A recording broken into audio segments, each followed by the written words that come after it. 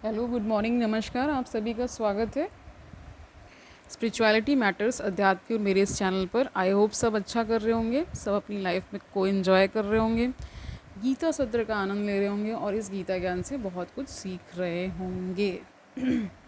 तो आज हम नया चैप्टर शुरू करने वाले हैं, चैप्टर 17, अष्टावक्र द्वारा जीवन मुक्ति की स्थिति का वर्णन।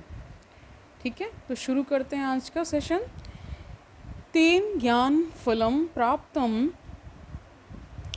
योग्याभ्यास सफलम तथा तृप्ता स्वच्छेन्द्रिय नित्यम एकाकी रमते तु यः।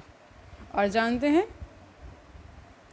जो पुरुष तृप्त है, जिसकी इंद्रियां शुद्ध और स्वच्छ हैं, जो सर्वदा एकाकी ही रमण करता है, उसी को ज्ञान तथा योग्याभ्यास का फल प्राप्त होता है।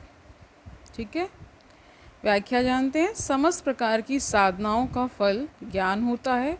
भक्ति हो या आराधना, ध्यान हो या समाधि, योग अभ्यास हो या सांख्य, तंत्र हो या हठ योग, सबकी अंतिम प्राप्ति, अंतिम परिणाम ज्ञान ही है और ज्ञान का फल मुक्ति है। परंतु ज्ञान प्राप्त हो जाने के पश्चात भी यदि प्राणी तृप्त नहीं है,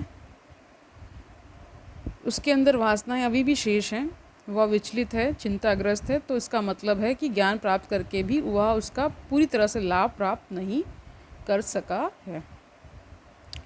उसे यह ज्ञान फल प्राप्त नहीं हुआ है। यदि ज्ञान प्राप्त करके भी उसकी इंद्रियां शुद्ध नहीं हुई हैं, वह अभी भी विषयों की तरफ भागती हैं। यदि वह अकेला रहने से भयभीत होता है, वह समूह में ही रहना की इच्छा करता है, आश्रम मठ बनाकर अनेक शिष्यों को बना करके उनमें रहकर अपने अभिमान की तृप्ति करता है, तो इसका अर्थ है कि उसे आत्मज्ञान का लाभ नहीं हुआ है। महर्षि अष्टावक्र कहते हैं कि आत्मज्ञान और योग साधना से जो स्वचेतना को प्राप्त हो गया है, वह स्वयं से तृप्त हो गया है।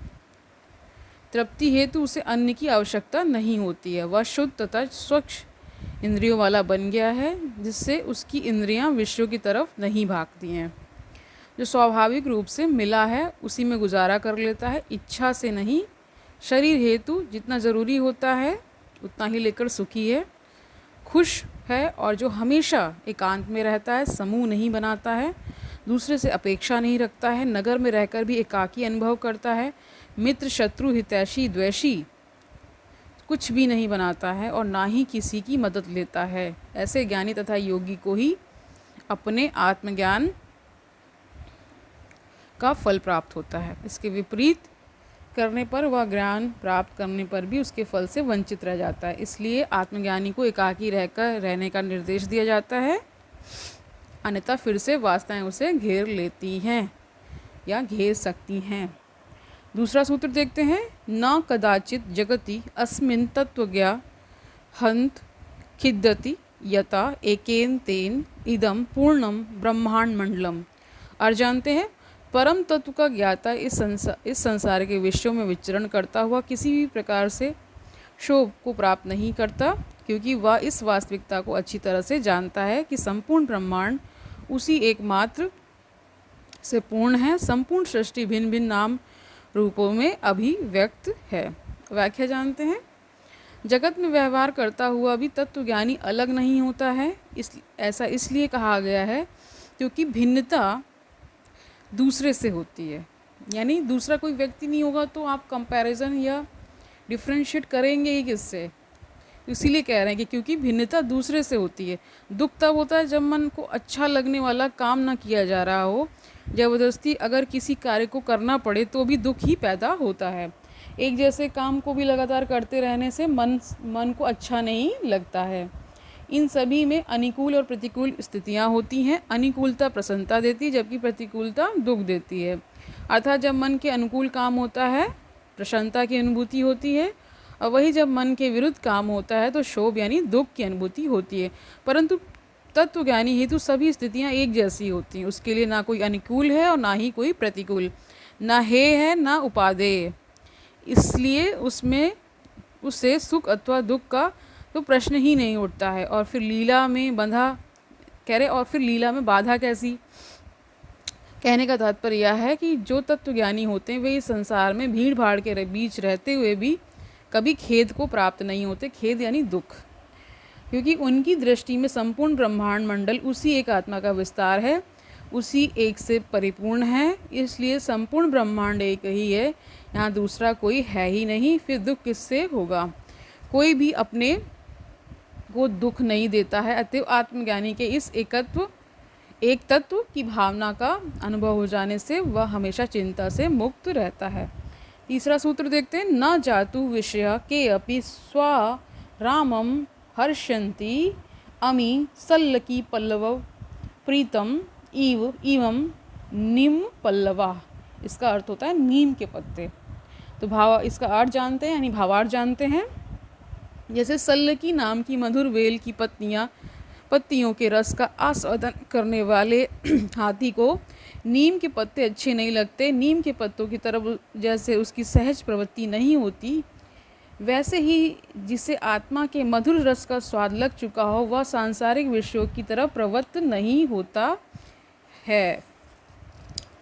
इसकी व्याख्या जानते हैं। पिछले सूत्र में दुख की चर्चा की गई है, अब इस सूत्र में प्रसन्नता के विषय में बताया गया है। महर्षि अष्टावक्र क्या कहते हैं आगे, क्या कह रहे हैं महर्षि अष्टावक्र, वो जानते हैं।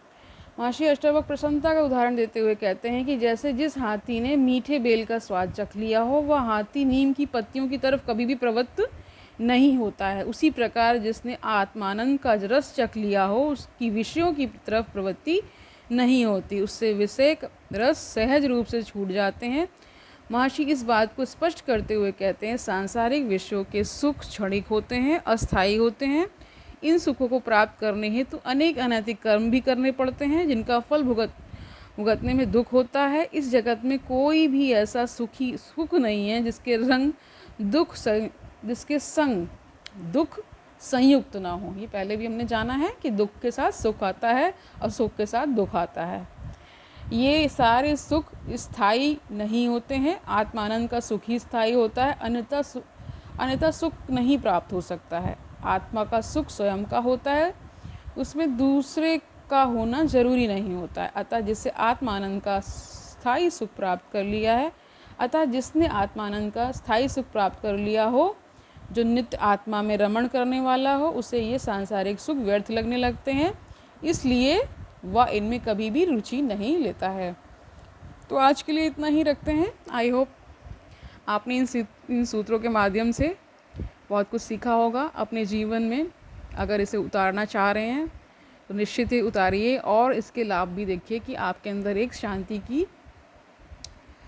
कहीं ना कहीं आपके अंदर एक शांति आपको अनुभव होगी और आप शांत मन से ही अपने जो भी आप कार्य में संलग्न हैं करते रहेंगे, जीवन को समझते रहेंगे और अपने जीवन में आगे बढ़ते रहेंगे। तो कल मिलते हैं, तब तक के लिए हरि ओम तत्सत।